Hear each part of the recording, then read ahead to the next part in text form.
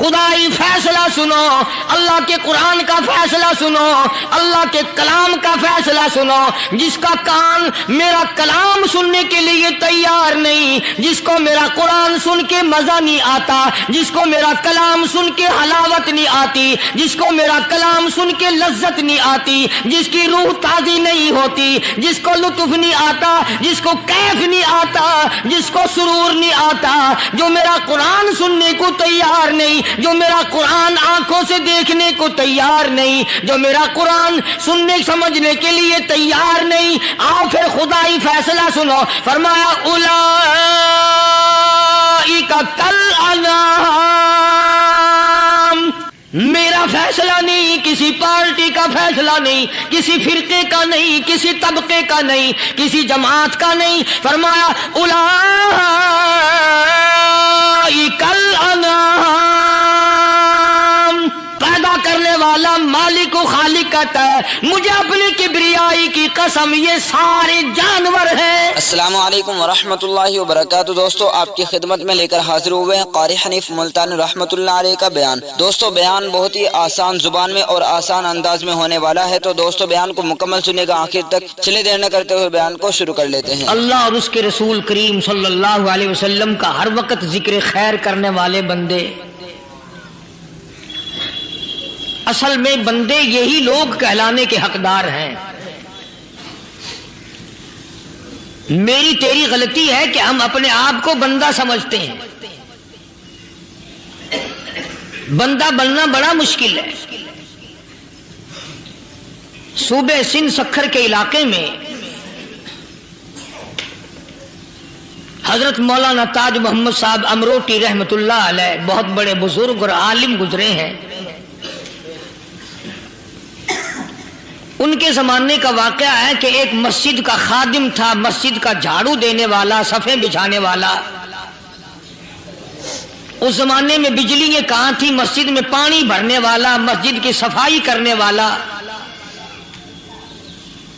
مسجد کا خادم جس کی آج ہمارے یہاں کوئی حقیقت نہیں، کوئی مقام نہیں۔ حالانکہ حدیث پاک میں آتا ہے کہ جس کو اللہ پاک اپنے دربار کا خادم بنا لے اسے اور کیا چاہیے۔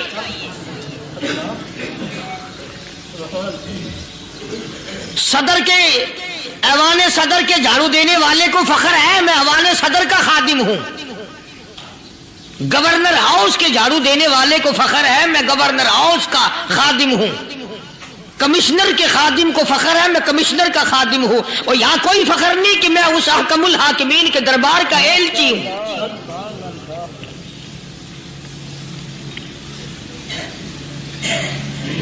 ایسا آدمی جب اللہ کے دربار میں پیش ہوگا اور اللہ پاک پوچھے گا کہ تو دنیا میں کیا کیا کرتا تھا، جواب دے گا الہی اپنے دربار سے پوچھ۔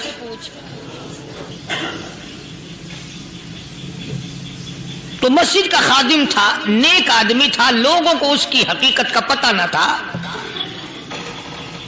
اللہ والوں کی ایک یہ علامت بھی ہے، ایک یہ نشانی بھی ہے کہ وہ اپنے آپ کو چھپاتے ہیں، وہ لوگوں سے اپنے آپ کو مخفی رکھنا چاہتے ہیں۔ چنانچہ مسجد میں ایک خادم تھا، سکھر کے علاقے میں ایک مسافر آیا تو خادم نے اس کو روٹی بھی کھلائی، پانی بھی پلایا، خدمت بھی کی، اور عشاء کی نماز کے بعد اس مسافر کو کہنے لگا کہ میں تجھے مسجد میں نہیں رہنے دوں گا۔ اب وہ مسافر بڑا حیران کہ یار نیک آدمی معلوم ہوتا ہے، مجھے کھانا کھلایا، میری خدمت کی، اب یہ مجھے مسجد سے کیوں نکالتا ہے؟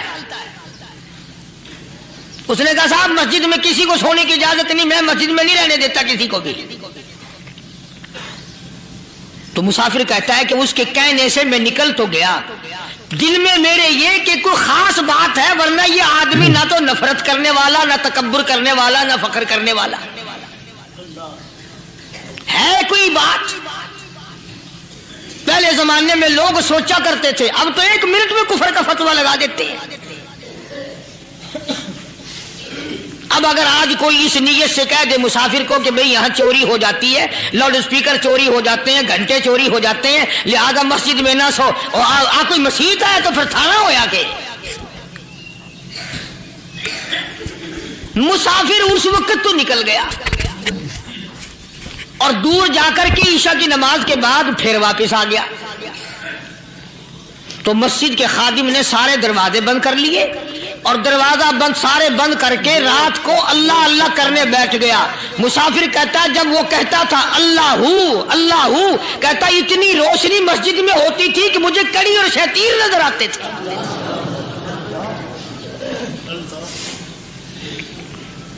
ساری رات وہ نہ سویا. یہ جو جھنڈے لگا کے بیٹھے ہیں انہیں کون ولی کہتا ہے؟ ولی کو جھنڈا لگانے کی ضرورت کیا پڑی ہے؟ صبح ہوئی اذان سے کچھ دیر پہلے اس مسجد کے خادم نے دروازے کھولے, لوگ آ گئے. اب اس مسافر نے تو حال دیکھ لیا تھا. صبح کی نماز کے بعد کہنے لگا حضرت جی آپ نے چھپانے کی تو بڑی کوشش کی پر میں نے پھر بھی دیکھ لیا, میرے لیے دعا فرماؤ, میرے لیے کوئی دعا فرماؤ.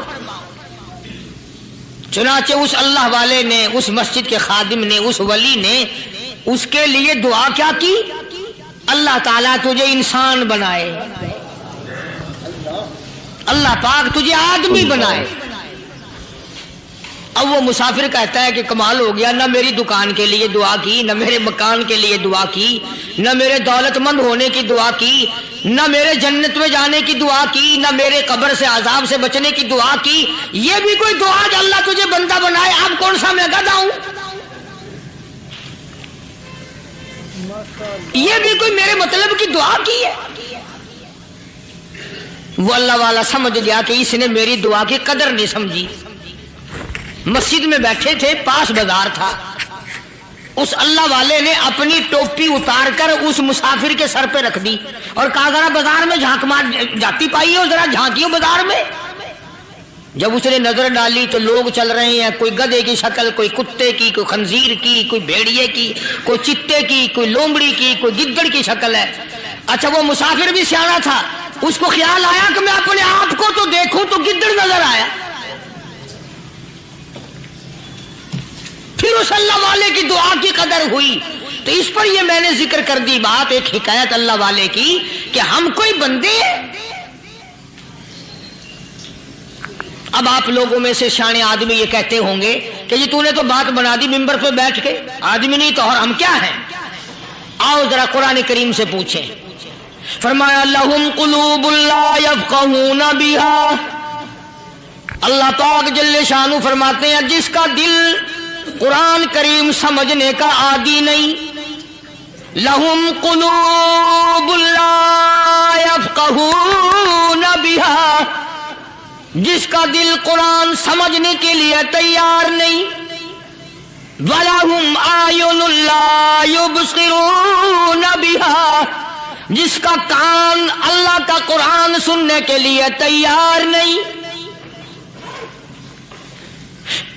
أَمْ لَهُمْ آذَانٌ لَا يَسْمَعُونَ بِهَا, أَمْ لَهُمْ آذَانٌ يَسْمَعُونَ بِهَا, جس کا کان خدا کا قرآن سننے کو تیار نہیں. خدائی فیصلہ سنو, اللہ کے قرآن کا فیصلہ سنو, اللہ کے کلام کا فیصلہ سنو. جس کا کان میرا کلام سننے کے لیے تیار نہیں, جس کو میرا قرآن سن کے مزہ نہیں آتا, جس کو میرا کلام سن کے حلاوت نہیں آتی, جس کو میرا کلام سن کے لذت نہیں آتی, جس کی روح تازی نہیں ہوتی, جس کو لطف نہیں آتا, جس کو کیف نہیں آتا, جس کو سرور نہیں آتا, جو میرا قرآن سننے کو تیار نہیں, جو میرا قرآن آنکھوں سے دیکھنے کو تیار نہیں, جو میرا قرآن سننے سمجھنے کے لیے تیار نہیں. آؤ پھر خدائی فیصلہ سنو. فرمایا اولئک کالانعام,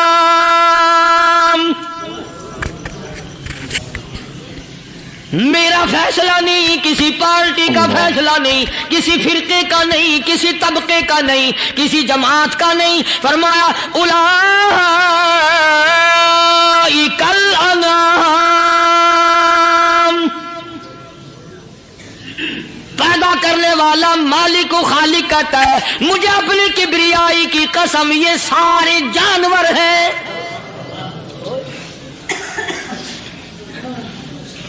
یہ سارے کے سارے جانور ہیں، یہ درندے ہیں جو ایک دوسرے کو چیر پاڑ کر کھاتے ہیں، یہ درندے ہیں جو ایک دوسرے کا خون پیتے ہیں۔ فرمایا بل ہم اضل، جانوروں سے بھی بدتر۔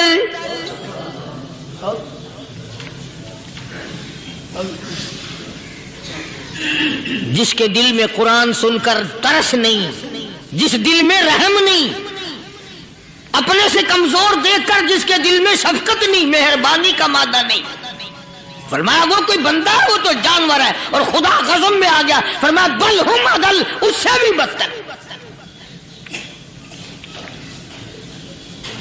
اللہ والے جو ہیں وہ ان خصلتوں کو دور کراتے ہیں اور وہ آدمی کے مزاج اور دل میں سے ایسی چیزیں نکالتے ہیں جو اس کی بربادی کا ذریعہ بنتا ہے۔ دل کی بیماریوں کا کسی کو فکر نہیں، بخار ہو جائے آپ چڑھ جائے آپ کو پتہ چل جاتا ہے، نزلہ ہو جائے آپ کو پتہ چل جاتا ہے، کھانسی ہو جائے پتہ چل جاتا ہے، دل کی بیماریوں کا کیا پتہ چلے؟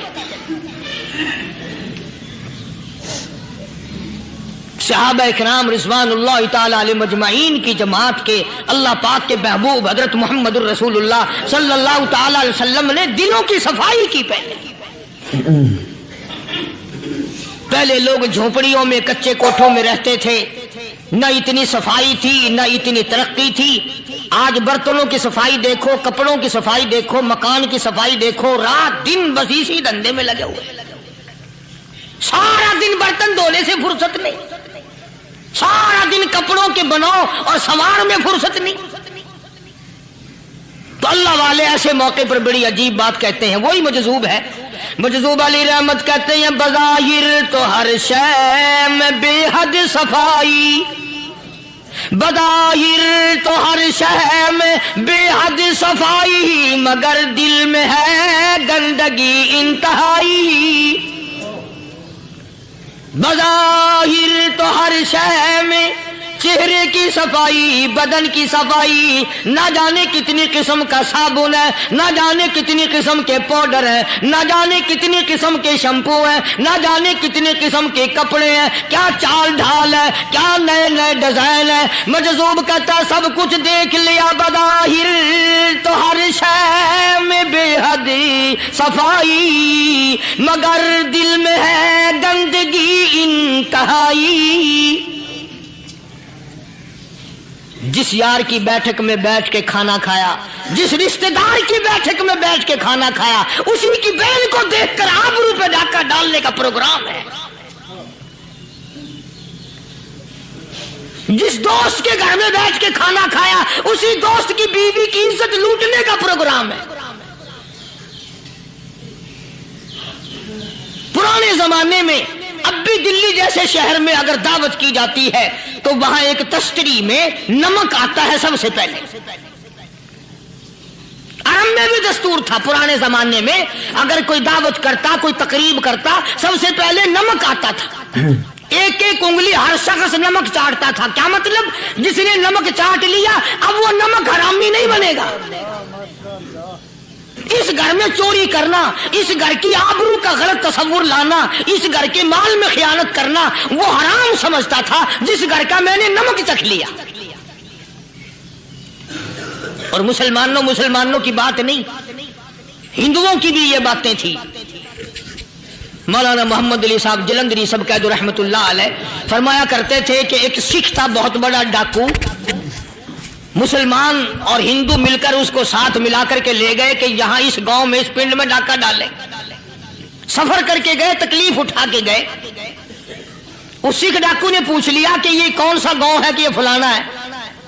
اچھا سارے کے سارے یہ تلاش کرو، یہ سوچ بچار کرو، اپنے پنڈ کی، اپنے علاقے کی، کسی مسلمان کی، کسی ہندو کی، کسی سکھ کی، کسی چوڑے چمار کی اس گاؤں میں لڑکی تو نہیں؟ ہمارے یہاں سے کوئی لڑکی تو شادی ہو کے یہاں نہیں آئی ہوئی۔ उन सारों में से कहने लगा कि हमारे भंगी की लड़की जमादार की यहाँ आई हुई है। कहने लगा वापस चलो, बेटी बेटी है, चाहे भंगी की हो या नवाब की हो। अरे कल बेटी का डोला दिया था कि धक्का डालेंगे, शर्म नहीं आएगी?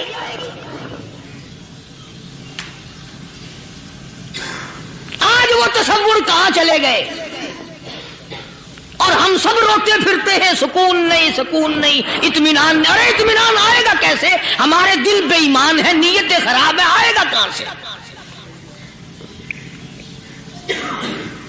सहाबा किराम रिज़वानुल्लाह ताला अलैहिम अजमईन की जमात ने इस कदर इस बात पे मेहनत की और कोशिश की कि गलत लुकमा भी पेट के अंदर न चला जाए। चुनाचे मैं ऐलान कहता हूं, 1,29,000 सहाबा किराम काली कमली वाले के दीवाने और परवाने, हुजूर के यार जानिसार, हुजूर के साथ फाका खाने वाले, फाको मरने वाले, पत्थर खाने वाले, अपने बच्चों के टुकड़े होते हुए देखकर ला इलाहा इल्लल्लाह मुहम्मदुर रसूलुल्लाह की सदा बुलंद करने वाले सहाबा किराम का ये हाल था। पैदल सफर करके जाते थे यहूदी ईसाई, शाम निकल गए, फलस्तीन निकल गए, हिंदुस्तान आ गए, 2-2 साल लग जाते थे।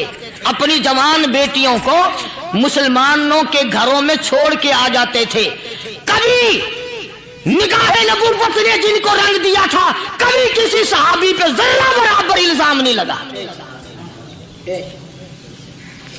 उन यहूदियों का, उन ईसाइयों का यह अकीदा था कि मोहम्मद सल्लल्लाहु अलैहि वसल्लम के जो गुलाम हैं, इनकी निगाह भी पाक है, इनके दिल भी पाक है, इनके इरादे भी पाक है, इनके हाथ भी पाक है।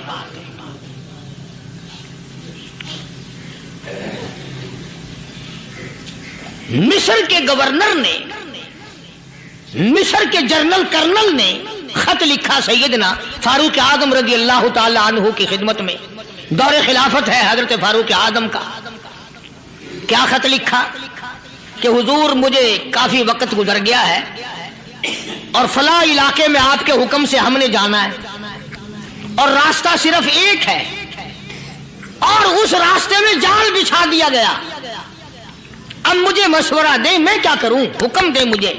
जाल क्या बिछा दिया गया कि हमें पता चल गया है ईसाइयों ने प्रोग्राम बनाया, सैकड़ों लड़कियां तलाश कर करके बड़ी खूबसूरत हसीना इकट्ठी की हैं, उनको गाने बजाने की ट्रेनिंग दी है, उनको अच्छी अच्छी आवाजों वाली लड़कियां ढूंढ के लाए हैं और उन्होंने ये प्रोग्राम बनाया कि जब मुसलमानों की फौज इस गली से गुजरेगी, इन कोठों के ऊपर चढ़ के गाना बजाना करेंगे ताकि उनके दिल में बदमाशी आए और उनका बेड़ा गर्क हो।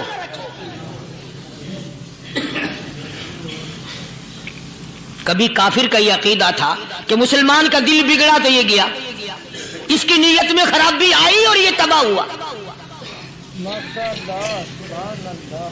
जनाबे फारूक आज़म रज़ियल्लाहु ताला अन्हु ने उसे ये खत ने लिखा कि तू कुरान पढ़ा कर, तू नफिल पढ़ा कर। अमीर अल-मोमिनीन खलीफतुल मुस्लिमीन सैयदना फारूक आज़म रज़ियल्लाहु ताला अन्हु ने अपने जनरल कर्नल को खत लिखा कि इसमें लंबी चौड़ी फिक्र की कोई बात नहीं, इसमें कोई परेशानी वाली बात नहीं, कोई सोचो विचार वाली बात नहीं। सारे तेरी फौज में, तेरी कमान में मुसलमान है, सबको इकट्ठा कर ले, सारों को इकट्ठा करके कुरान करीम के सूरत नूर की 2 आयतें सुना दे।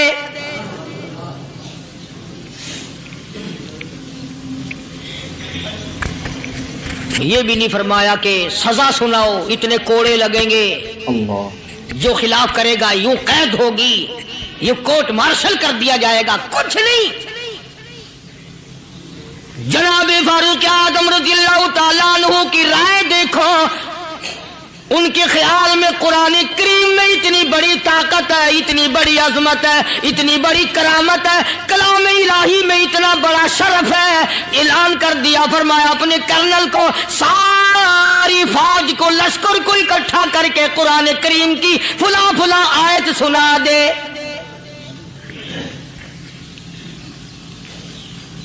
और उसके बाद बेधड़क फौज को, लश्कर को उसी रास्ते से गुजार के ले जा, बेधड़क ले जा। हाय, कभी कुरान की 2 आयतों से काम बन जाता था, अब सारे कुरान से मेरा तेरा काम नहीं बनता। कसूर कुरान का नहीं है, ये मेरा तेरा है।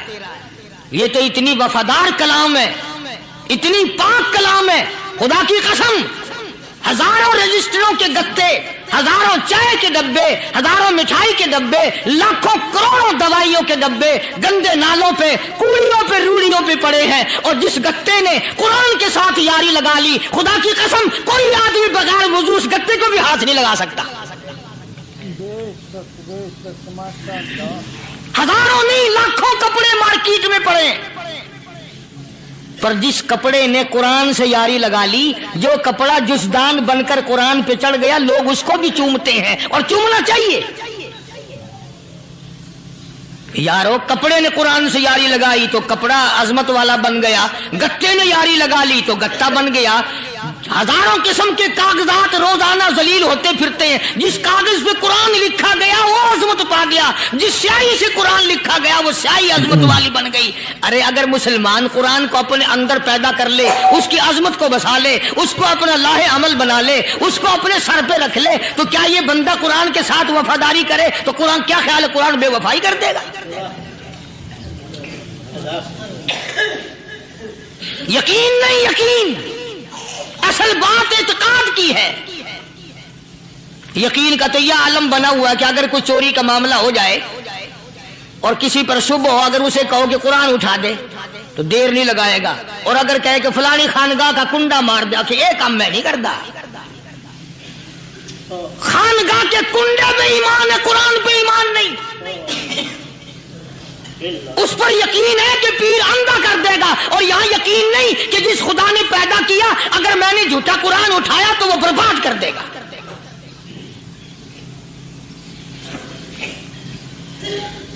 عجیب عجیب لوگ ہیں۔ چنانچہ مصر کے کرنل نے، مصر کے جنرل نے ساری فوج کو اکٹھا کر لیا۔ اس نے بھی یہ بات تو نہیں کہی کہ فاروق اعظم کو دوبارہ خط لکھتا کہ حضرت یہ تو 2 آیتیں آپ نے لکھی، یہ تو سارا قرآن روز پڑھتے ہیں، پر بنے گا کیا؟ جیسے فاروق اعظم کا یقین تھا، فاروق اعظم کی فوج کے کرنل کا بھی یقین ہے، فاروق اعظم کے فوج کے جنرل کا بھی یقین ہے۔ اس نے ساری فوج کو اکٹھا کیا، لشکر کو جمع کیا، اور اس کے بعد کہنے لگا قل للمؤمنین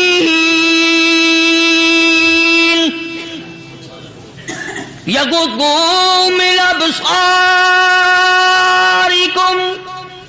ویحفظوا فروجہم ذالک ازکی لہم ان اللہ خبیر بما یصنعون۔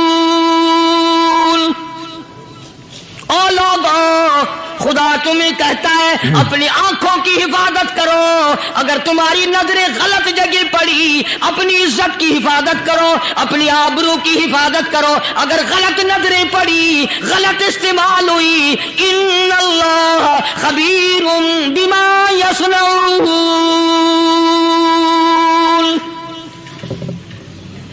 اللہ پاک تمہاری ساتھ ساتھ ہے، وہ ہر چیز کو دیکھتا جائے گا، وہ ہر چیز تمہاری دیکھے گا۔ چنانچہ تاریخ شاہد ہے، ابن حشام نے لکھا ہے، ابن خلدون نے لکھا ہے، اور کئی مورخین نے لکھا ہے کہ جب مسلمان جنرل نے، مسلمان کرنل نے اپنی فوج کو قرآن کی 2 آیتیں سنائی اور اس کے بعد حکم دیا چلو، تمام کا تمام لشکر چل رہا ہے، ادھر ڈھول بجا، دھماکے بجے، گانا شروع ہوا، گانا بجانا شروع ہوا، ساری فوج نکل گئی، سارا لشکر چلا گیا۔ لڑکیوں نے دیکھا کہ یہ تو ختم ہو گئے، نیچے آواز دے کے کہنے لگی اور جانے والوں یہ ساری فوج کئی اندھوں کی فوج تو نہیں؟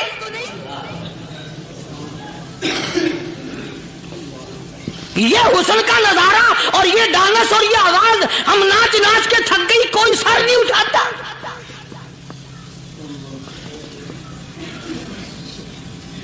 اور آج دیکھ لیں آپ، ہر گھر کے اوپر وہ لگا ہوا ہے ایریل، لعنت کا ایریل لگا ہوا ہے، لعنت کا ایریل۔ حاجیو تم کیا کہتے ہو کہ ہمارے گھر کا اس میں کیا بگڑے گا؟ خدا کی قسم وہ بگڑتا ہے، وہ دیمک لگتی ہے، وہ تباہی پھرتی ہے، تمہیں پتہ بھی نہیں چلتا۔ تم نے کیا سوچ رکھا ہے؟ مسلمان کرنل کے حکم پہ ساری فوج نکل گئی، ناچنے والی گانے والی لڑکیاں عیسائیوں کی حیران ہیں، کیا ہوا؟ लाखों की तादाद में फौज गुजर गई, कोई निगाह उठा के नहीं देखता। एक मुसलमान सिपाही गुजरता गुजरता नीची नजरें किए किए कहने लगा, सर कैसे उठाए, निगाह कैसे कोई उठाएगा। ये सारे के सारे अल्लाह का कुरान सुनकर आए हैं।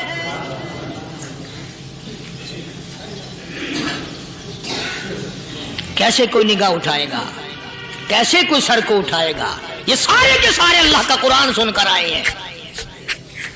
उनका अमल हुआ ना कुरान पे, उनके अमल का कितना बड़ा असर पड़ा। मुर्रिखीन ने लिखा, इब्ने हिशाम लिखता है, ईसाई लड़कियों ने छलांगे लगा दी, कोठे से नीचे आ गई, कहने लगी ओ मुसलमानों, वो कुरान हमें भी सुना के जाओ जिसमें इतनी स्पिरिट है, इतनी ताकत है, जो हुस्न के नजारे से रोक दे, जो गाने बजाने से रोक दे। ये तो आदमी के दिल का सुकून है, ना गाना सुनते हो ना हुस्न का नजारा करते हो। जाते वाले यूं ना जाओ, हमें भी वो कुरान सुना के जाओ।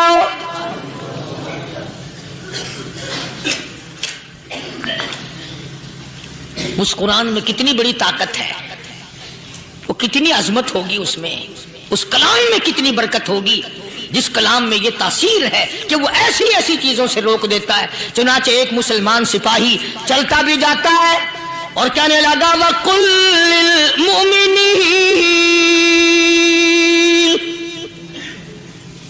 वकुल्लिल मुमिनीन। कुरान की आयत पढ़ के सुनाई।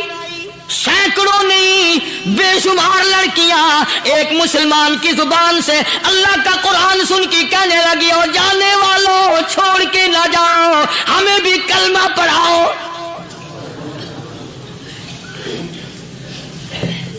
जितनी भी वो नाचने गाने वाली थी तमाम की तमाम कलमा पढ़कर मुसलमान बन गई। और मुर्रिखीन ने लिखा है, आखिरी दम तक कुरान की शादाई और दीवानी बन के गुजरी है। फिर वो लड़कियां जो रात दिन हुस्न जमाल का पैकर बनी रहती थी, उलमा ने लिखा है, जब मौत आई एक एक के बदन में कपड़े लिबास में मौत आई तो 50-50 टाटी लगी हुई थी। तालानू जैसे बहादुर फरमाने लगे, जो यूं कहेगा मेरे नबी फौत हो गए, मैं उसकी गर्दन उतार मारूंगा। मेरा नबी फौत नहीं हो सकता, मेरा नबी दुनिया से नहीं जा सकता, मेरा नबी हमेशा हमेशा के लिए रहेगा। लेकिन जनाब अबू बकर सिद्दीक ने कुरान करीम की आयत सुना करके समझाया। फरमाया, वमा मुहम्मदुन इल्ला रसूल क़द ख़लत मिन क़ब्लिहि रुसूल। औलादो, हर नबी आए रुखसत हो गए, हर नबी आए रुखसत हो गए। दुनिया ना पायदार जगह है, आरजी जिंदगी, मुस्तार जिंदगी, ना पायदार जिंदगी, फानी जिंदगी हर कोई लेके आता है। जब जाने लगता है तो पता भी नहीं चलता।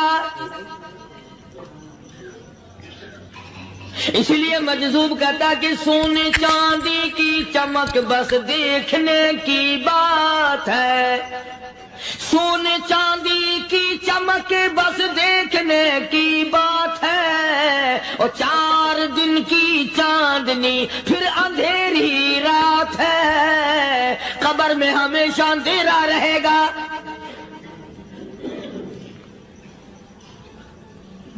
सहाबा इकराम ने वो सदमा देखा, वो परेशानी देखी, कायनात में किसी ने नहीं देखी।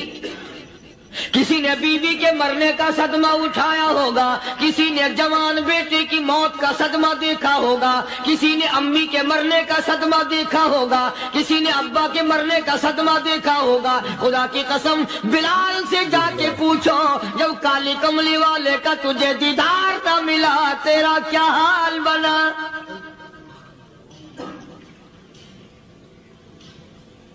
सहाबा इकराम ने वो इश्क निभाया, कमाल कर दिया। बड़े से बड़ी मुसीबत आई, इस्लाम का सौदा नहीं, ईमान का सौदा नहीं, दुनिया की तरफ आए ही नहीं। कौन इन हजरात का मुकाबला करेगा। कई लोग कह देते हैं जी सहाबा इंसान थे, उनसे भी गलती हो। मैं ठीक है, मैं कहता हूँ थे तो इंसान, पर ये دیکھو شاگرد کس کے ہیں؟ صحابہ ہے تو انسان، پر یہ اندازہ لگاؤ مرید کس کے ہیں؟ صحابہ ہے تو انسان، پر یہ سوچو کہ یہ مقتدی کس کے ہیں؟ صحابہ ہے تو انسان، پر یہ دیکھو صحابہ اگر سپاہی ہے تو کالی کملی والا کمانڈر ان چیف ہے، براہ راست محمد عربی صلی اللہ علیہ وسلم کے صحابہ شاگرد ہیں، صحابہ حضور کے مرید ہیں، صحابہ حضور کے مقتدی ہیں، صحابہ حضور کی فوج کے سپاہی ہیں۔ ایک ایک نے کمال کر دیا۔ جناب ابو بکر صدیق رضی اللہ تعالیٰ عنہ فرماتے ہیں میں اچانک محلے میں جا نکلا۔ ابو بکر کہتا میری یہ عادت تھی، شروع پہ جو اسلام آیا مکے میں، چودھری مارتے ہیں، رئیس مارتے ہیں، سردار مارتے ہیں، کمزوروں کو مارتے ہیں، جو کلمہ پڑھتا تھا پہاڑ ٹوٹ جاتے تھے، پیر پکڑ کر مکی کی گلیوں میں گھسیٹا جاتا تھا، چمڑا ادھڑ جاتا تھا۔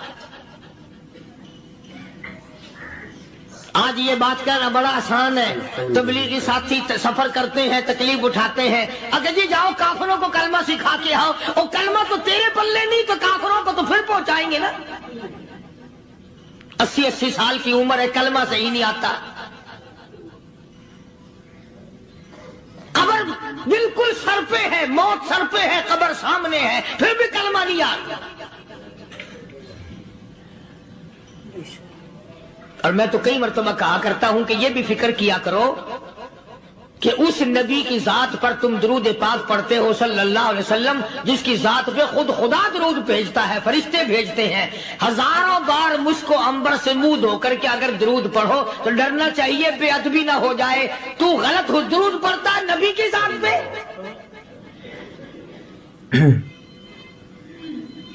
اور اس کو صحیح کرنے کا فکر نہیں رکھتا۔ چنانچہ ابو بکر صدیق رضی اللہ تعالیٰ عنہ چکر لگاتے لگاتے ایک محلے میں جا نکلے، وہاں جا کے دیکھا ایک نوجوان ہے، غریب صحابی، نادار صحابی، مفلس صحابی، کافر کا غلام ہے، کالی کملی والے صلی اللہ علیہ وسلم کا کلمہ پڑھتا ہے، کافروں نے پکڑ کر گرم گرم ریت پہ اونھا کر کے لٹایا ہوا ہے، اور کئی کافر اس صحابی کی کمر پہ چڑھ کر لتاڑ رہے ہیں، اس کی کمر پہ چڑھے ہوئے ہیں۔ جناب ابو بکر صدیق رضی اللہ تعالیٰ عنہ فرماتے ہیں میں نے دور سے دیکھا، میں سمجھ گیا کوئی غریب آدمی ہے، جب میں قریب گیا فرماتے ہیں میری آنکھ نے دیکھا ابو فقیہ صحابی، میں نے پہچان لیا، کئی آدمیوں کے لتاڑنے کی وجہ سے، کئی آدمیوں کی کمر پہ چڑھ جانے کی وجہ سے ابو بکر کہتا ہے اتنی لمبی ابو فقیہ کی زبان باہر نکل آئی، منہ سے زبان باہر لٹکی ہوئی ہے، مار رہے ہیں کافر۔ جناب ابو بکر صدیق رضی اللہ تعالیٰ عنہ نے فرما دیا نہ مارو، اللہ کا بندہ ہے۔ وہ کہنے لگے بندہ تو اللہ کا ہوگا، غلام ہمارا، اور کلمہ اس نبی کا پڑھتا ہے، ہمارا غلام ہو کر کلمہ پڑھتا ہے، کیوں؟ جب تک جان سے نہ مر جائے گا ہم چھوڑیں گے نہیں، ہم اسے ختم کر کے دم لیں گے۔ اس نبی کا کلمہ پڑھتا ہے، ہمارے سامنے پڑھتا ہے۔ جناب ابو بکر صدیق رضی اللہ تعالیٰ عنہ نے منع کر دیا، منع کرنے میں اور زیادہ مچر گئے اور زیادہ خرمستی کرنے لگے۔ ابو بکر فرماتے ہیں میں بالکل قریب کھڑا تھا، ظالموں نے ابو فقیہ کی پسلیوں پہ، کمر پہ چھلانگیں لگانی شروع کر دی۔ جناب صدیق اکبر رضی اللہ تعالیٰ عنہ فرماتے ہیں میں بالکل قریب کھڑا تھا، جب انہوں نے چھلانگیں لگائی صحابی بے نوا اور مفلس غریب صحابی کی کمر پہ، اچانک میرے کانوں میں کڑاک کڑاک کر کے پسلیاں ٹوٹنے کی آواز آنے لگی۔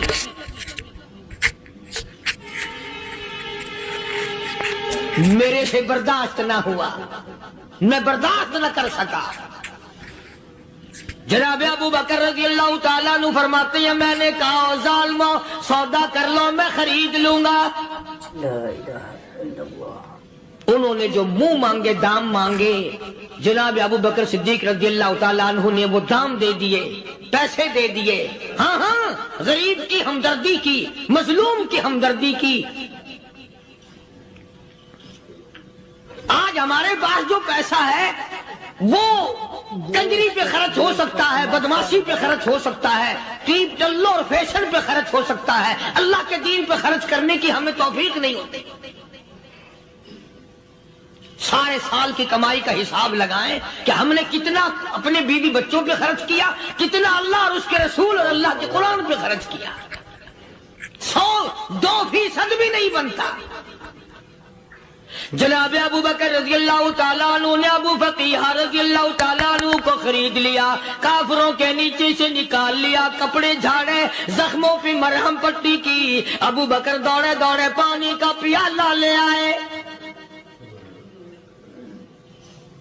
اور فرمانے لگے، ابو فقیہ تجھے بڑی مار پڑی ہے، بڑی تکلیف پہنچی ہے، میں نے تیری زبان باہر لٹکی ہوئی دیکھی، نکلی ہوئی دیکھی، خشکی آ گئی ہوگی، زبان پہ کانٹے جم گئے ہوں گے، تھوڑا سا پانی پی لے۔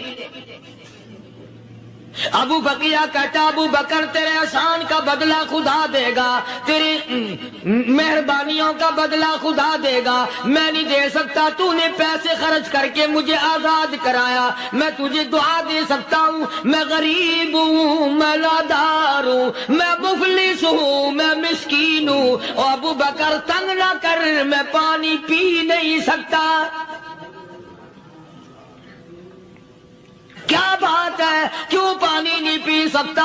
کہنے لگا، ابو بکر تجھے کیا معلوم ہے جن کی وجہ سے میری پسلیاں توڑ دی گئی، جن کی وجہ سے مجھے مارا گیا، جن کی وجہ سے مجھے لتاڑا گیا، جن کی وجہ سے میری پسلیاں توڑی گئی، جن کی وجہ سے میرا یہ حال کیا گیا، جب تک میں آقا کا دیدار نہ کر لوں میں پانی کی بوند پی نہیں سکتا۔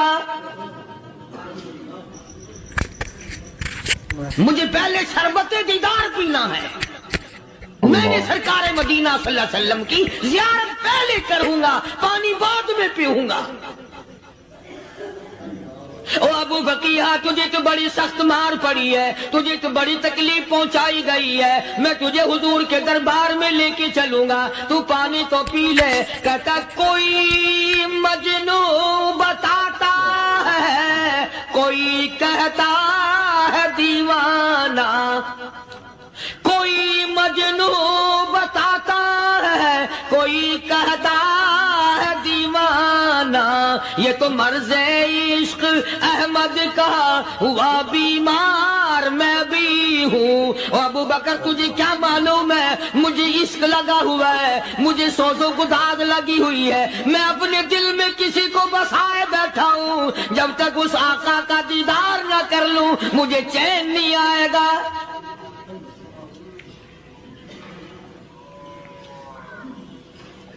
ہمیں عورتوں سے محبت ہے، ہمیں اولاد سے محبت ہے، ہمیں کوٹھی بنگلے سے پیار ہے، ہمیں روپے سے پیار ہے، ہمیں بڑی جاہ و حشم سے پیار ہے، اور خدا اور اس کے رسول سے پیار کرنے والے لوگ مدینے کے قبرستان میں سو گئے، قرآن سے پیار کرنے والے لوگ حضور کے درباری لوگ وہیں سو گئے۔ اندازہ لگاؤ، کوئی مار کھا کے اپنے ماں باپ کے پاس جائے گا، کوئی بھائی برادری میں جائے گا، کوئی تھانے میں رپورٹ لکھوانے جائے گا، کوئی اسپتال میں سرٹیفکیٹ لینے جائے گا، کوئی ڈاکٹری کرانے جائے گا۔ ابو فقیہ تم کتنے خوش نصیب ہو، امام الانبیاء کے دربار میں چلے ہو۔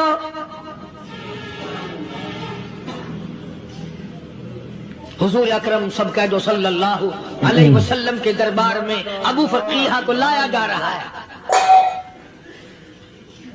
علماء نے لکھا ہے کہ جب ابو فقیہ حضرت کے دربار میں پہنچے تو خبر تو پہلے تھی نا کہ بڑی مار پڑی ہے، رحمت کائنات نے اٹھ کر سینے سے لگا لیا۔ تشریف فرما ہوئے، فرمایا ابو فقیہ، جی حضور میں نے سنا ہے تو نے پانی نہیں پیا، اتنی مار پڑی تیری پسلیاں توڑ دی گئی، تیری کمر پہ چھلانگیں لگائی گئی، تجھے گرم گرم لیپ پہ لٹایا گیا، تیری زبان باہر نکل آئی، اور میں نے سنا ہے تو نے پانی نہیں پیا۔ کہتا ہے آقا ہاں نہیں پیا۔ فرمایا کیوں نہیں پیا؟ کہتا ہے آقا میں اس وقت پانی پیتا، میرے منہ میں صرف پانی جاتا، اب پیوں گا ہاتھ تیرا ہوگا، منہ میرا ہوگا، پانی میرے منہ میں جائے گا، مجھے حوض کوثر کا مزہ یہی آ جائے گا، مجھے لطف آئے گا محمد عربی صلی اللہ علیہ وسلم کے ہاتھ سے پانی پینے کا۔ علماء نے لکھا ہے کہ حضرت نے جب اپنے رحمت والے ہاتھ سے ہاں وہ انگلی چاند کو اشارہ کیا، جگر پھنس کر ٹکڑے ہو گئے، وہ انگلی اشارہ کیا، سورج واپس ہو گیا، وہ انگلی درخت اپنی جڑیں چھوڑ کر پیغمبر کے قدموں میں آ گئے، وہ انگلی جن میں کنکر پہاڑ کے لیے تو کلمہ پڑھنا شروع کر دیا، وہ انگلی اونٹ کی طرف کی تو بول پڑا، وہ انگلی چڑیاں سامنے آئی تو انہوں نے شکایت کر دی، وہ انگلی جن کو دیکھ کر کے بیت اللہ پھر گیا۔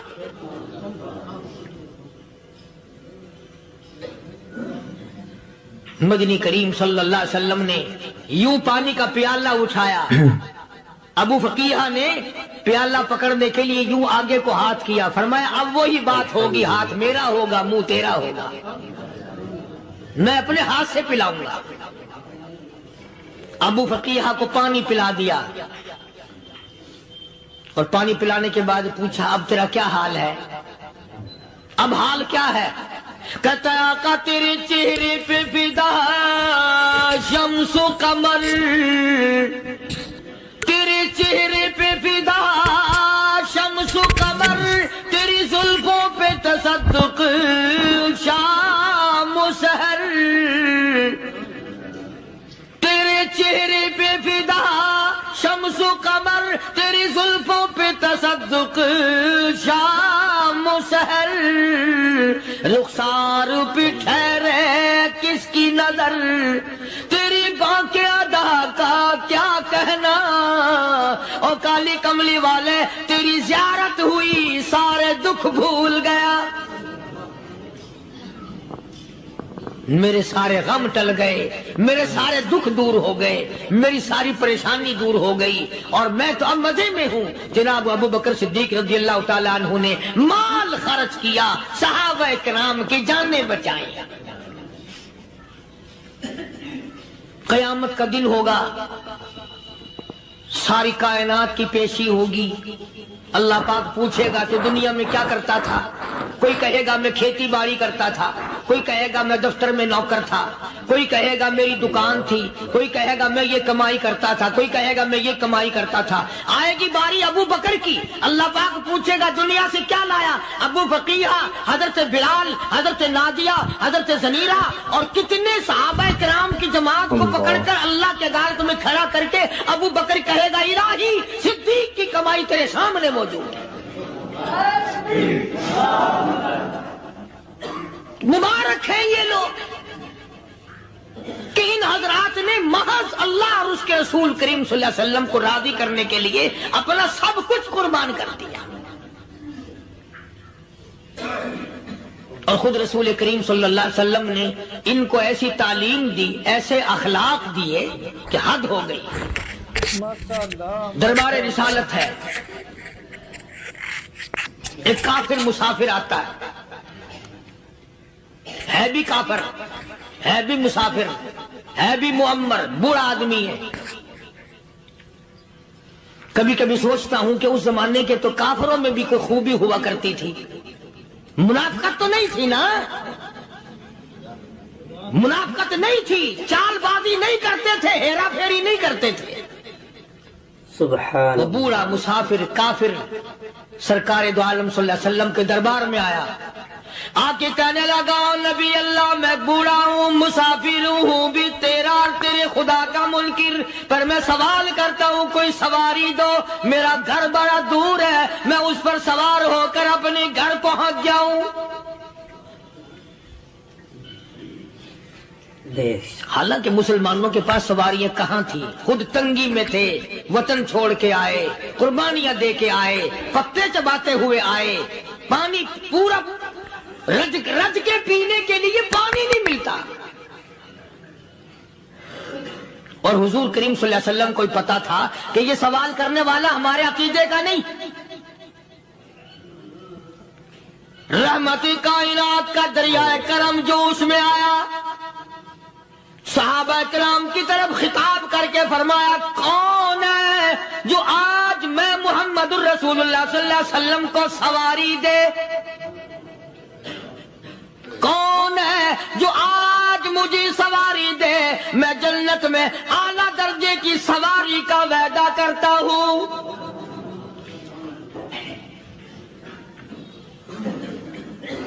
حضرت عبادہ بن ثابت رضی اللہ تعالیٰ عنہ صحابے اٹھے اور اپنی ڈاچی، اپنی اونٹنی حضور کے ہاتھ میں پکڑا دی، اور حضور نے اس مسافر کو دے دی کہ لے بھائی سواری تجھے مل گئی۔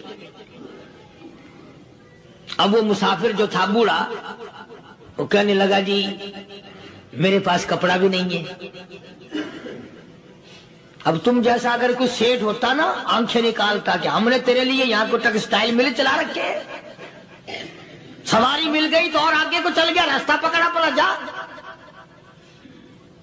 خدا جانے دھکے دیتے، خدا جانے مکے مارتے، خدا جانے کتنی باتیں بناتے۔ امام الانبیاء محبوب کبریا حضرت محمد مصطفیٰ صلی اللہ تعالی علیہ وسلم پھر کھڑے ہو گئے، صحابہ کرام کو خطاب کر کے فرمایا، کون ہے جو آج مجھے کپڑا دے؟ کل میں جنت میں اعلیٰ درجے کی پوشاک اور لباس جوڑوں کا وعدہ کرتا ہوں۔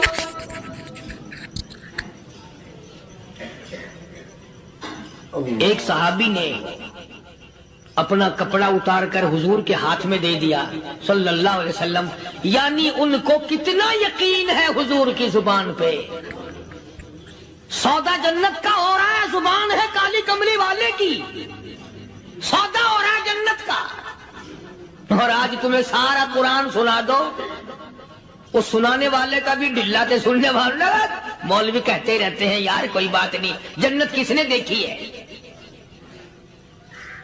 صحابہ کرام میں سے کسی نے کپڑا دے دیا، حضور کریم صلی اللہ علیہ وسلم نے کپڑا لیا اور اس مسافر کو دے دیا کہ لے بھی کپڑا بھی مل گیا۔ ہے بھی کافر، اپنے عقیدے کا نہیں، اپنے قبیلے کا نہیں، اپنے خاندان کا نہیں۔ اب وہ کہنے لگا کہ نبی اللہ مجھے بھوک بھی لگی ہے، میں نے روٹی بھی کھانی ہے۔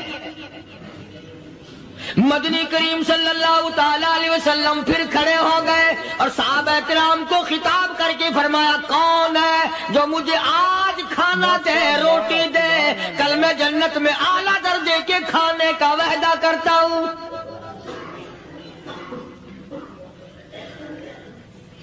اس سوال کا جواب پورے مجمع میں سے نہ ملا۔ یوں لکھا علماء نے، 300 صحابہ کا مجمع بیٹھا ہوا تھا۔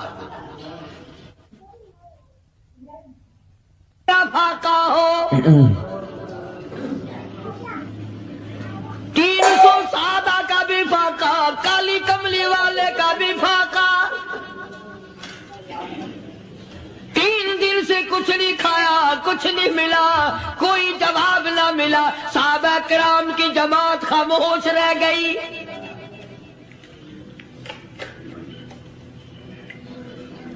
سلمان فارسی رضی اللہ تعالیٰ عنہ اٹھے اور اس مسافر کا ہاتھ پکڑا اور کہنے لگا، میں تجھے ایسے دروازے پہ لے کے چلوں گا جہاں سے کچھ نہ کچھ کھانے کے لیے مل جائے گا۔ آیا ہے سلمان فارسی مسافر کو لے کر خاتون جنت سیدہ فاطمہ الزہرا رضی اللہ تعالیٰ عنہا کے دروازے پہ اور آواز لگائی، یا اہل بیت رسول اللہ انطعموا فی سبیل اللہ۔ او نبی کی لخت جگر، نبی کی نوری نظر اور نبی کے جگر کے ٹکڑے اور کالی کملی والے کی بیٹی، اے فاطمہ، ایک آدمی بھوکا ہے، کھانا کھلانے لیے کھانا بھیجو.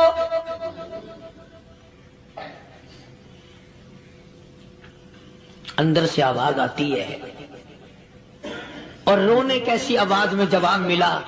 سیدنا حسن سیدنا حسین رضی اللہ تعالیٰ عنہما، ان کی شکلیں دیکھو، 4 دن کے فاقے نے بچوں کی شکل بگاڑ دی.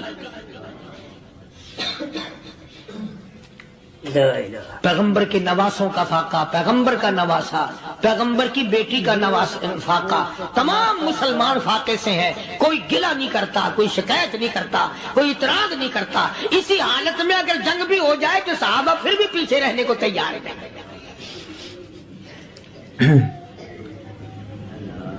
جب اندر سے یہ جواب ملا کہ تمہارا تو 3 دن کا فاقہ ہے، فاطمہ کہتی ہے میرا اور میرے بچوں کا 4 دن کا فاقہ ہے. تو سلمان فارسی اس مسافر کو لے کے واپس ہونے لگا. اندر سے آواز آتی ہے خالی نہ جاؤ، میرے سر کی چادر لے جاؤ، یہ لے جا کر یہودی کے پاس گروی رکھ دو، گلا رکھ دو، غلہ لے آؤ، میں پیس پکا کے کھلا کے بھیجوں گی.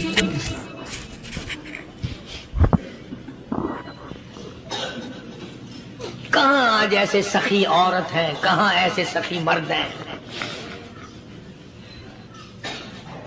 مسافر کو کون کھلائے، دین پر خرچ کون کرے. کسی طالب علموں کو، آپ میں سے اکثریت ایسے لوگوں کی ہے جنہوں نے ساری عمر میں، سارے سال میں کبھی ایک قرآن پڑھنے والے طالب علم کو روٹی نہیں کھلائی، اور پھر یہ کبھی نہیں سوچا کہ میں آخر کما رہا ہوں تو کیا کر رہا ہوں. بس شیطان یوں کہہ دیتا ہے یہ تو بڑے بڑے امیروں کا کام ہے، تو غریب آدمی ہے، تیرے بس کا یہ کہاں کام ہے. یہ تو بڑے بڑے امیروں کا کام ہے طالب علموں کو، مسافروں کو کھانا کھلانا. کل قیامت میں اگر اللہ نے یہ فرما دیا کہ جنت تو میں نے امیروں کے لیے بنائی ہے، تو مزدور ہے، بھاگ یہاں سے، پھر کیا بنے گا. مولانا مظفر حسین صاحب کاندھلی سب کہہ دو رحمت اللہ علیہ، بہت بڑے بزرگ گزرے ہیں، ہمارے اکابر میں سے ہیں. کاندھلا ایک قصبہ ہے جس نے بڑے بڑے ولی پیدا کیے ہیں. مولانا مظفر حسین صاحب کاندھلی، مولانا الہی بخش صاحب کاندھلی، مولانا محمد زکریا صاحب شیخ الحدیث رحمت اللہ علیہ کاندھلے کے، مولانا محمد الیاس صاحب دہلوی رحمت اللہ علیہ امیر تبلیغی جماعت کے ایجاد کرنے والے، شروع فرمانے والے، یہ بھی کاندھلے کے ہیں. تو یہ سارے بزرگ اس قصبہ کاندھلے کے ہیں.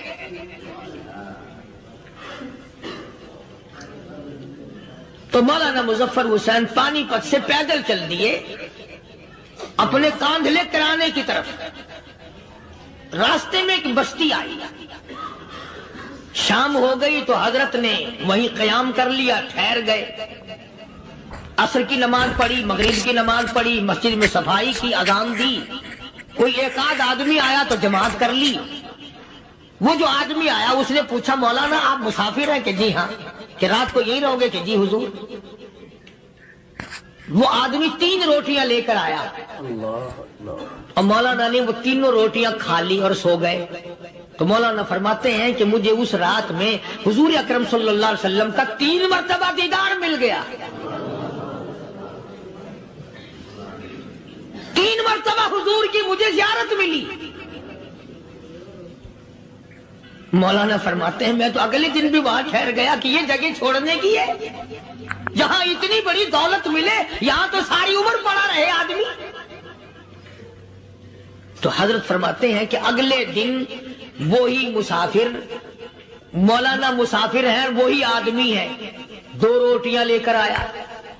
اور مولانا فرماتے ہیں میں نے 2 روٹیاں کھا لی تو اس رات کو مجھے 2 مرتبہ حضور صلی اللہ علیہ وسلم کا دیدار ملا. میں تیسرے دن بھی وہی ٹھہر گیا.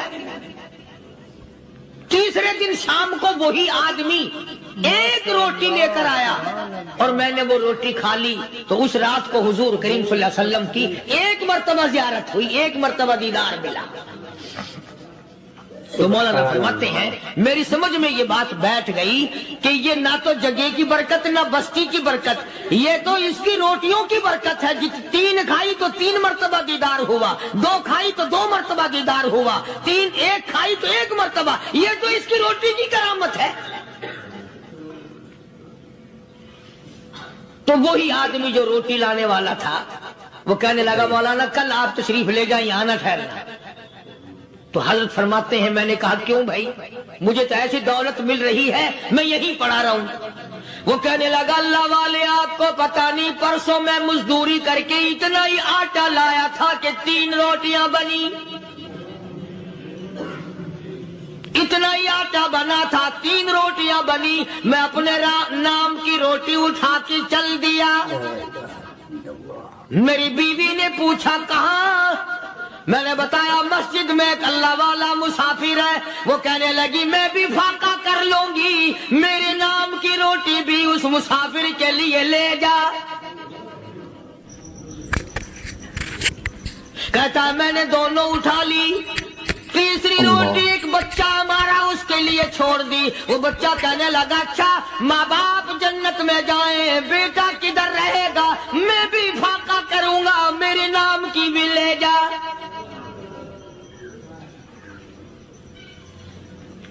میں نے 3 روٹیاں لا دی، اور اگلے دن جو میں نے مزدوری کی اس کی 3 روٹیاں بنی، بچے کی حالت خراب ہو گئی تھی، اس کو دے آیا۔ ہم نے میاں بیوی نے چوتھے دن بھی فاقہ کر لیا، اور آج بیوی کی حالت بھی خراب ہو گئی تھی، آج صرف اپنی لایا ہوں۔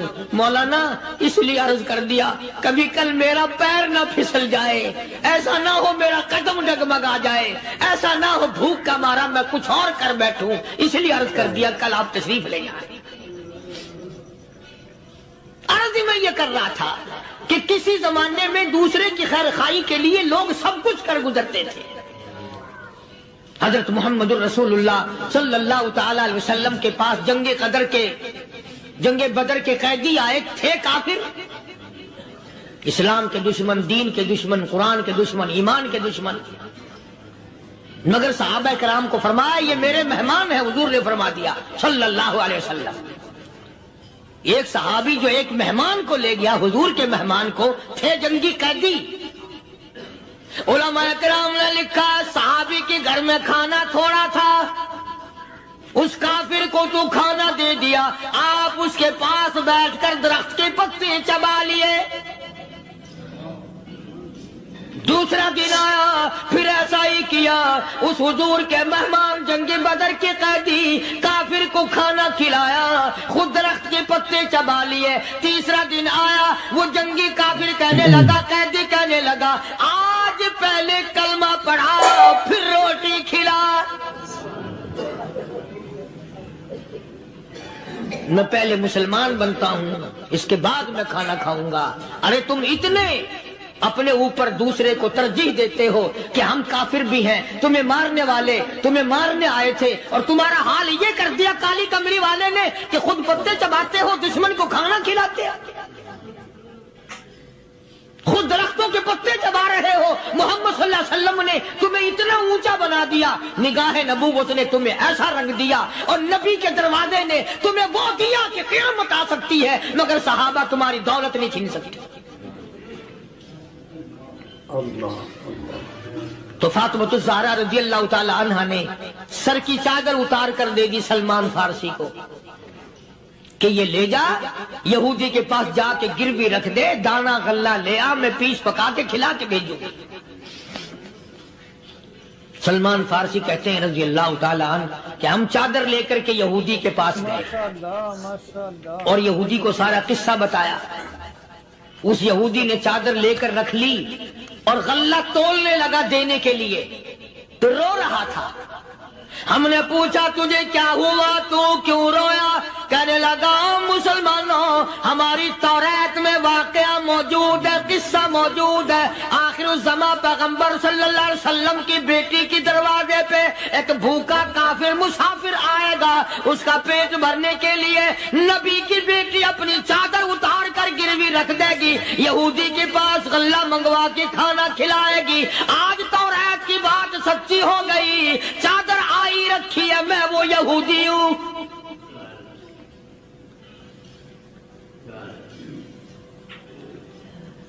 اور غلہ تول کر دے دیا۔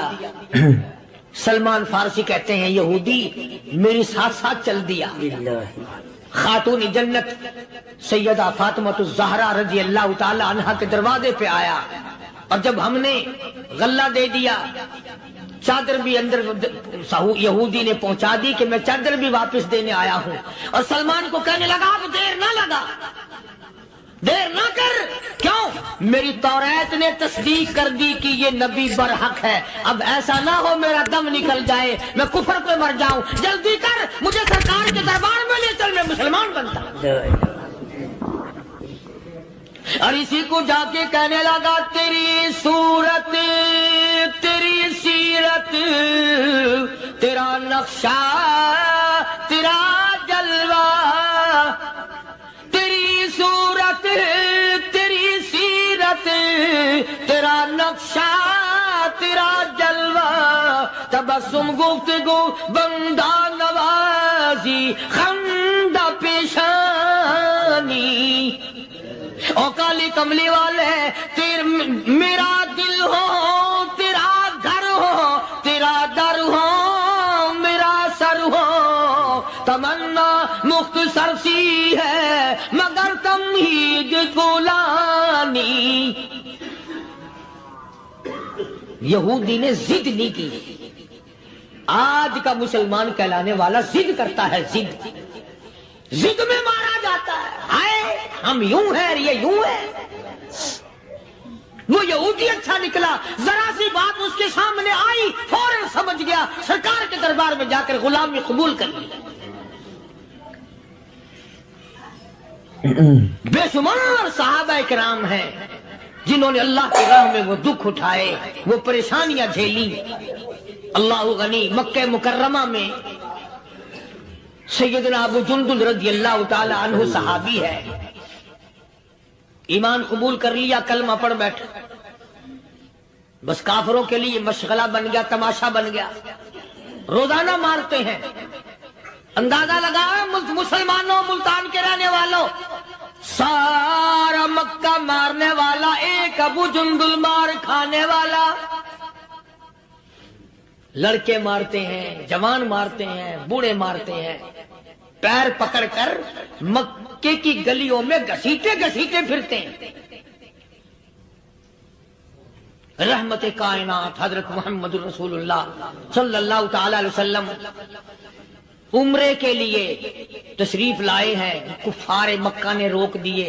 حدیبیہ میں مکے سے 6 میل پر حضور صلی اللہ علیہ وسلم تشریف فرما ہے، صحابہ کرام کی فوج ہے، لشکر ہے، سرکار دو عالم ہے صلی اللہ علیہ وسلم۔ ذرا توجہ کرنا، کلیجے پہ ہاتھ رکھ کے ابو جندل کے پیروں میں بیڑیاں ڈال رکھی ہیں، چلا نہ جائے، مدینے نہ بھاگ جائے، کھسک نہ جائے، نکل نہ جائے۔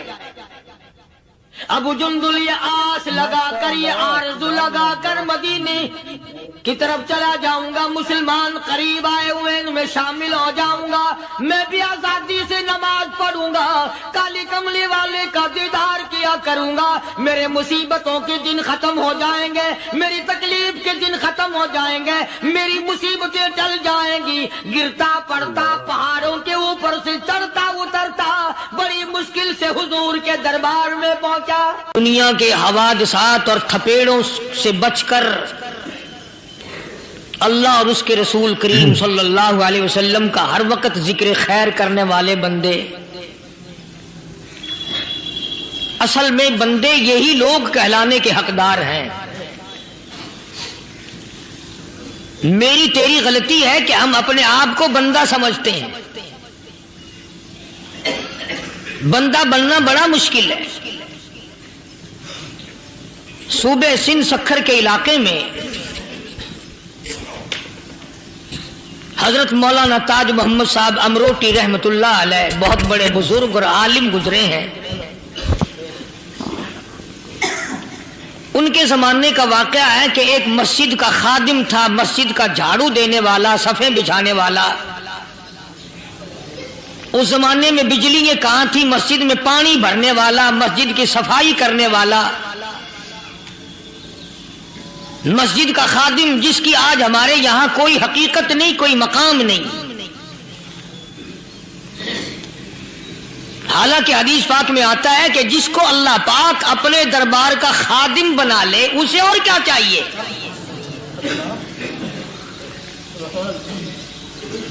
صدر کے ایوان صدر کے جھاڑو دینے والے کو فخر ہے میں ایوان صدر کا خادم ہوں. گورنر ہاؤس کے جھاڑو دینے والے کو فخر ہے میں گورنر ہاؤس کا خادم ہوں. کمشنر کے خادم کو فخر ہے میں کمشنر کا خادم ہوں. اور یہاں کوئی فخر نہیں کہ میں اس حکم الحاکمین کے دربار کا ایلچی ہوں.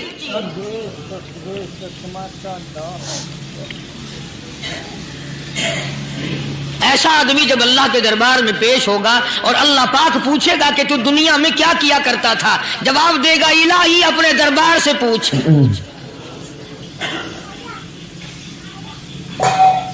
تو مسجد کا خادم تھا, نیک آدمی تھا, لوگوں کو اس کی حقیقت کا پتہ نہ تھا.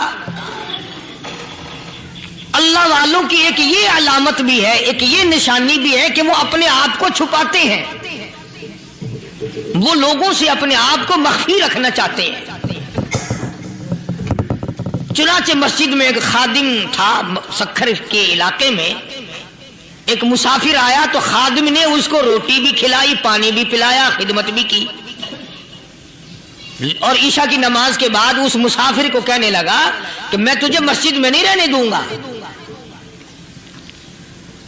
اب وہ مسافر بڑا حیران کہ یار نیک آدمی معلوم ہوتا ہے, مجھے کھانا کھلایا, میری خدمت کی, اب یہ مجھے مسجد سے کیوں نکالتا ہے.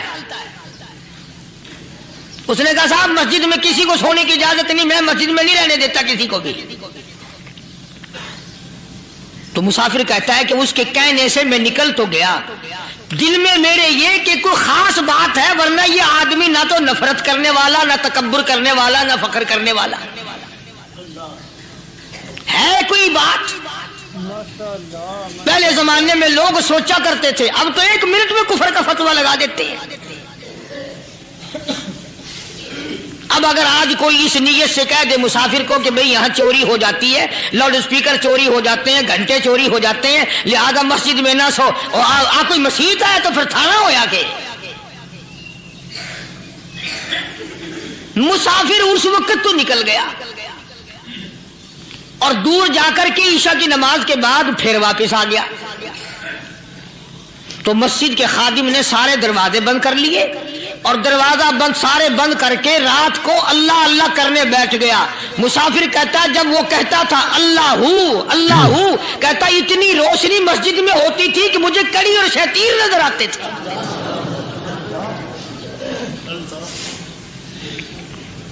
ساری رات وہ نہ سویا. یہ جو جھنڈے لگا کے بیٹھے ہیں انہیں کون ولی کہتا ہے؟ ولی کو جھنڈا لگانے کی ضرورت کیا پڑی ہے؟ صبح ہوئی, اذان سے کچھ دیر پہلے اس مسجد کے خادم نے دروازے کھولے, لوگ آ گئے. اب اس مسافر نے تو حال دیکھ لیا تھا. صبح کی نماز کے بعد کہنے لگا حضرت جی آپ نے چھپانے کی تو بڑی کوشش کی پر میں نے پھر بھی دیکھ لیا, میرے لیے دعا فرماؤ, میرے لیے کوئی دعا فرماؤ. چنانچہ اس اللہ والے نے, اس مسجد کے خادم نے, اس ولی نے اس کے لیے دعا کیا کی؟ اللہ تعالیٰ تجھے انسان بنائے, اللہ پاک تجھے آدمی بنائے. اب وہ مسافر کہتا ہے کہ کمال ہو گیا, نہ میری دکان کے لیے دعا کی, نہ میرے مکان کے لیے دعا کی, نہ میرے دولت مند ہونے کی دعا کی, نہ میرے جنت میں جانے کی دعا کی, نہ میرے قبر سے عذاب سے بچنے کی دعا کی. یہ بھی کوئی دعا جو اللہ تجھے بندہ بنائے, اب کون سا میں گدھا ہوں؟ یہ بھی کوئی میرے مطلب کی دعا کی ہے؟ وہ اللہ والا سمجھ گیا کہ اس نے میری دعا کی قدر نہیں سمجھی. مسجد میں بیٹھے تھے, پاس بازار تھا, اس اللہ والے نے اپنی ٹوپی اتار کر اس مسافر کے سر پہ رکھ دی اور کہا ذرا بازار میں جھانک مار جاتی پائی ہو, ذرا جھانکیوں بازار میں. جب اس نے نظر ڈالی تو لوگ چل رہے ہیں, کوئی گدھے کی شکل, کوئی کتے کی, کوئی خنزیر کی, کوئی بھیڑیے کی, کوئی چتے کی, کوئی لومڑی کی, کوئی گدڑ کی شکل ہے. اچھا وہ مسافر بھی سیانا تھا, اس کو خیال آیا کہ میں اپنے آپ کو تو دیکھوں, تو گدڑ نظر آیا. پھر پھر اس اللہ والے کی دعا کی قدر ہوئی. تو اس پر یہ میں نے ذکر کر دی بات، ایک حکایت اللہ والے کی کہ ہم کوئی بندے ہیں.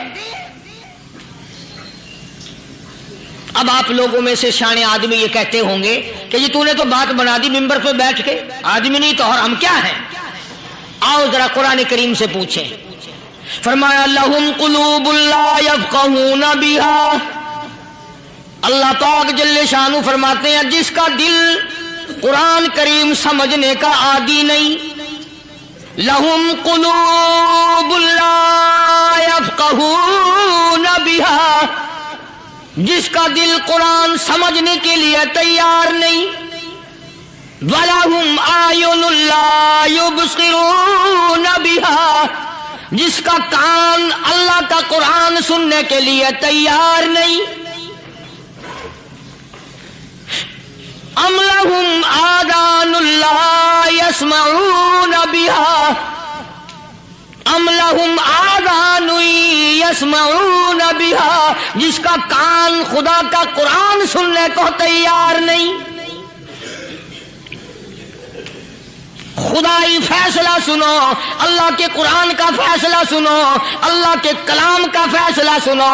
جس کا کان میرا کلام سننے کے لیے تیار نہیں، جس کو میرا قرآن سن کے مزہ نہیں آتا، جس کو میرا کلام سن کے حلاوت نہیں آتی، جس کو میرا کلام سن کے لذت نہیں آتی، جس کی روح تازی نہیں ہوتی، جس کو لطف نہیں آتا، جس کو کیف نہیں آتا، جس کو سرور نہیں آتا، جو میرا قرآن سننے کو تیار نہیں، جو میرا قرآن آنکھوں سے دیکھنے کو تیار نہیں، جو میرا قرآن سننے سمجھنے کے لیے تیار نہیں. آؤ پھر خدائی فیصلہ سنو. فرمایا اولئک کالانعام،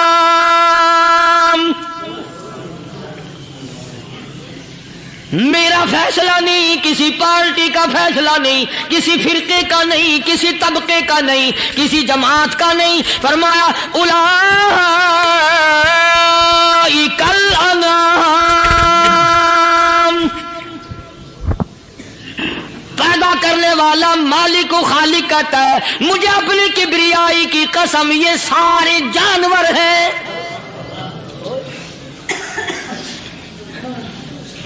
یہ سارے کے سارے جانور ہیں، یہ درندے ہیں جو ایک دوسرے کو چیر پاڑ کر کھاتے ہیں، یہ درندے ہیں جو ایک دوسرے کا خون پیتے ہیں. فرمایا بل ہم اضل، جانوروں سے بھی بدتر.